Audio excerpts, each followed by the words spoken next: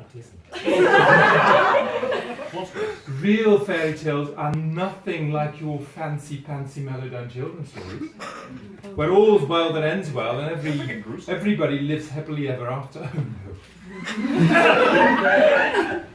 They are dark stories full of horrible creatures. Cruel creatures, horrible hags, fearsome fighters, lecherous lustfulness, and cuddly cats. What? But don't be afraid, because Uncle Hank is here. That makes it even more crazy. And you can all hold hands and sit on each other's laps for comfort. No 6-inch rules when it comes to fairy tales. But before I start, another warning. Shower! Oh! Real fairy tales also have bad language. Close up your ears whenever you hear a bad word. You'll probably be so late anyway, but don't tell me I didn't warn you. The story starts innocent enough. Once upon a time, there was a group of travellers, members of 4 noble houses, who would go on a pilgrimage and spiritual quest to the ancient city of Canterbury. They were going to be led not by their housemasters, but by one of their teachers, Mother Teresa. The leaders of their country had deemed it wise to ask her for the task, since she was friendly and wise and could act as their moral and spiritual guide. But she was helped by an experienced guide, the 4-legged lady limps a lot.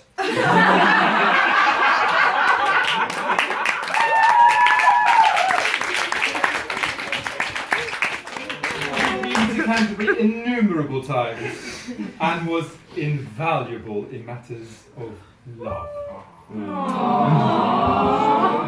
And they were helped by a student well versed in the ancient lore of the country of their destination and in baking cookies. And one of their housemasters, a grey wizard with an intelligent face and an aristocratic beard, Professor Phony, would wave them off and join them later. They had to leave very, very early. In fact, it felt like the middle of the night. There they were, waiting for the coach. Most of them had slept very little, and some not at all. And the coach was late. Why did they have to be there so early? But then there it was, racing towards them. Quickly the pilgrims stowed their luggage in bags in the belly of the bus. But they couldn't leave yet. One pilgrim was held up on her way to the meeting point. Robbers had had a shootout on the King's Highway. The coach driver sent her a message that she should follow later, but that he would depart. But horrors of horrors, another pilgrim was missing. A jinx had clouded his brain and had sent him to the wrong side of the station. The coach driver didn't want to wait.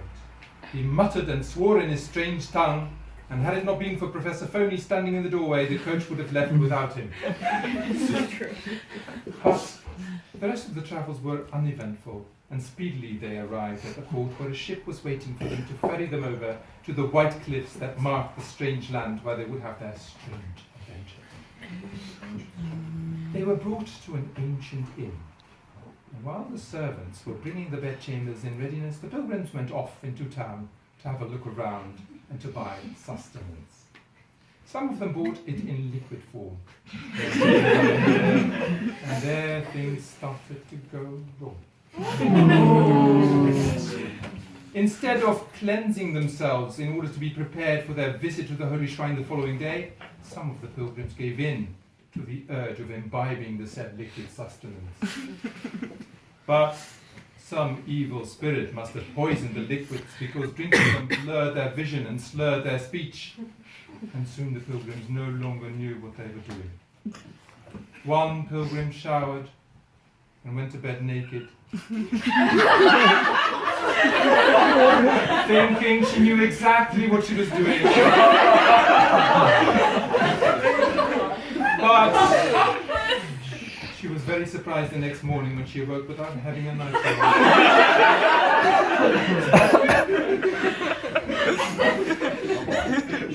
Another group had been playing a card game. Now, that may seem pleasant and innocent enough. Oh God! Children, this was a particularly nasty card game. The cards described horrible situations and had bad words on them, like dick and fuck and jerk off. Uncle Hank warned you.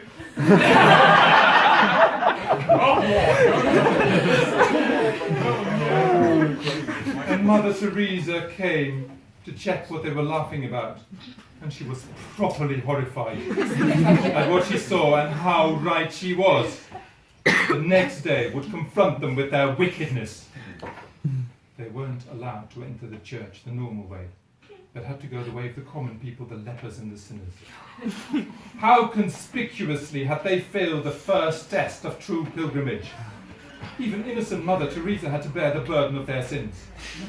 Only the crippled Lady Limsalot with her retainers were given the privilege of entering the cathedral in true pilgrim fashion. But things got worse. The secret attic room in the inn was turned into a den of lust and debauchery.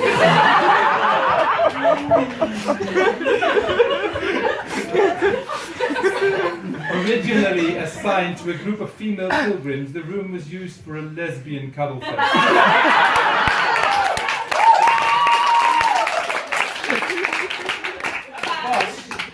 But since two male pilgrims joined in, it was technically an octo-hetero-lesbo orgy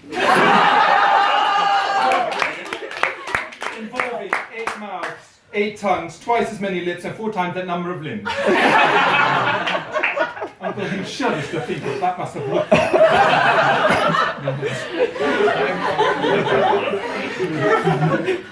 Meanwhile, however, 2 other pilgrims of the opposite sex realized that some purification was needed. So they went and had a shower.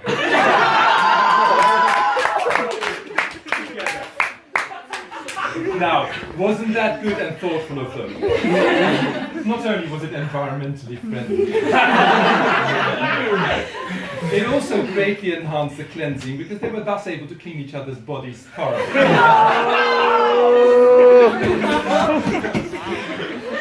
The male half of the couple later tried to do the same thing with a can of beer, but somehow that didn't work.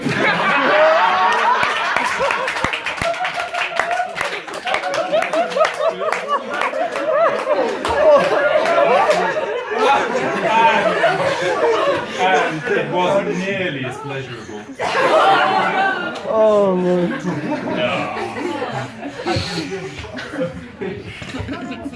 Apparently, the sharing and caring had rubbed off on others as well, because very soon some pilgrims were sharing beds with the idea of caring for each other's bodily temperatures. One pair took it very far, and only a thorough knowledge of the human physique would have made it possible to determine where one body ended and the other one started. Or did they end at the same time?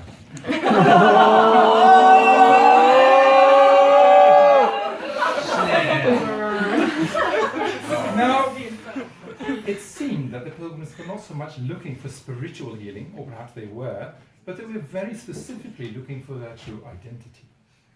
It might explain why one pilgrim sought the help of a fairy godmother to transform him into a woman.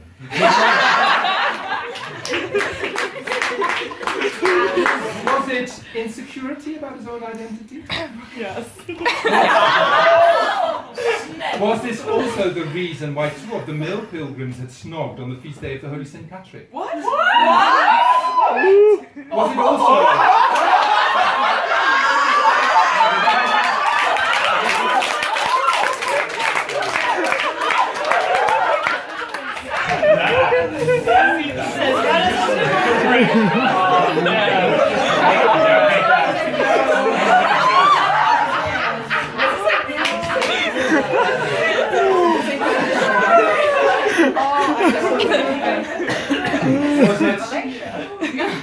Was it also insecurity about their relationship that the black-haired, oily-bearded pilgrim said that he'd been going steady with his female partner for 2 weeks, It's 2 And months. she maintained it was 3 months.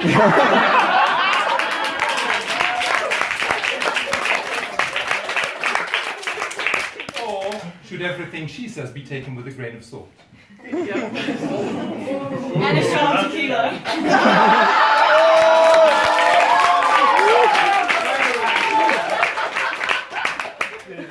And wasn't the giggle of the tall pilgrim with a funny name a sign of insecurity as well?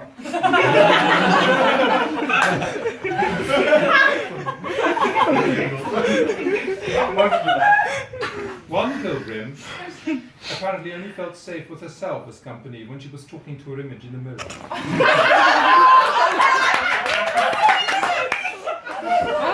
Something clearly had to be done.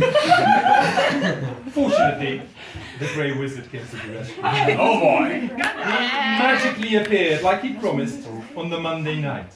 Mother Teresa let out a sigh of relief. She performed her task well, but it had been too formidable. Now she could safely leave them behind. The student and the wizard knew what to do. So the next day, they trailed off into the forest, on the ancient pilgrim's way. The rain had been heavy that night, and the going was tough. Slippery slopes were to be negotiated, and they progressed slowly, but it was a good way of doing penance for their sins. After food and drinks at a lovely inn in a small village on the top of the hill, they went on their way back to Canterbury. But the clouds turned dark, and the forest grew dense, and some of the pilgrims lost their way. They heard the group wander off in the distance, but they didn't know whence they were going. Thunder rumbled in the distance, and the distance was growing smaller. Fear gripped them, and they didn't know what to do. Suddenly, one of them spotted a trail of eggshells. What? Would it be safe to follow it? What monsters would lurk behind the trees? What creature would leave behind so many eggshells? Was it the curly-haired toothless?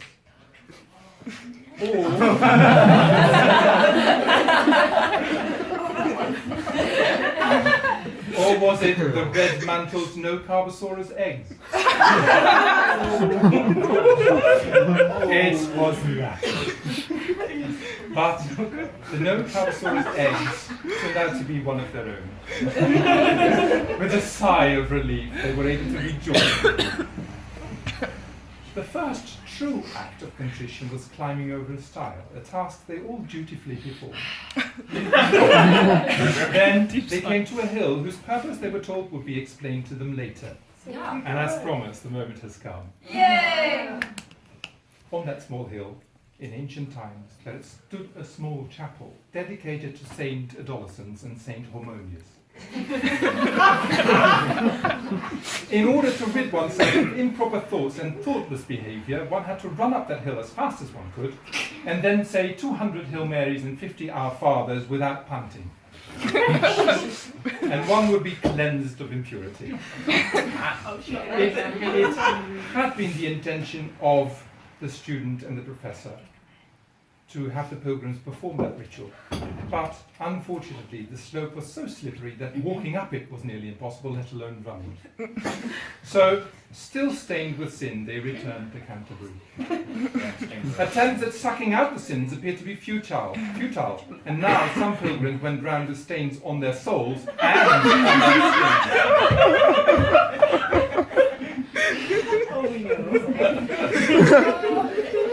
Back in the inn, they found a second teacher waiting for them.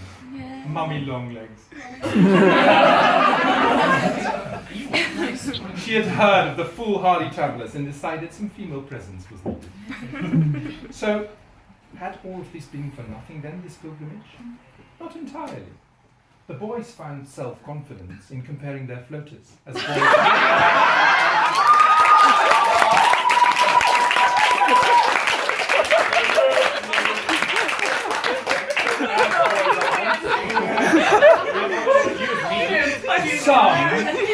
Some were truly impressive. And after careful examination, the boys helped each other flush these wondrous outcomes of the good meals they had.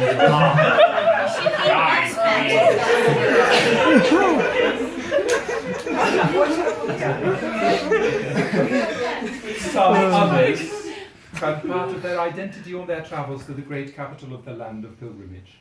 They found the inner Japanese in them, taking in the wonders of the great city by speedily travelling the lengths of the streets underground, popping up at the right moment to take likenesses of the famous edifices, after which they turn back to the ground again.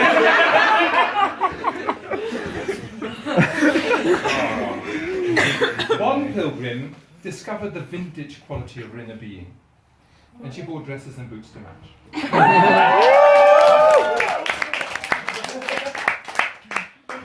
Unfortunately, the attempt of one pilgrim to embrace a foreign inn-servant failed miserably when he asked whether he could hump her.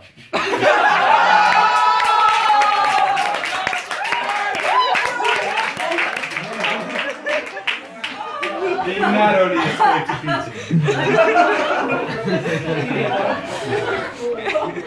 On their final day, children, they were confronted with tales of valour, of love, lewdness, and mortal sin. Perhaps this confrontation might finally make them repent and embrace the holy life of moral uprightness and sobriety.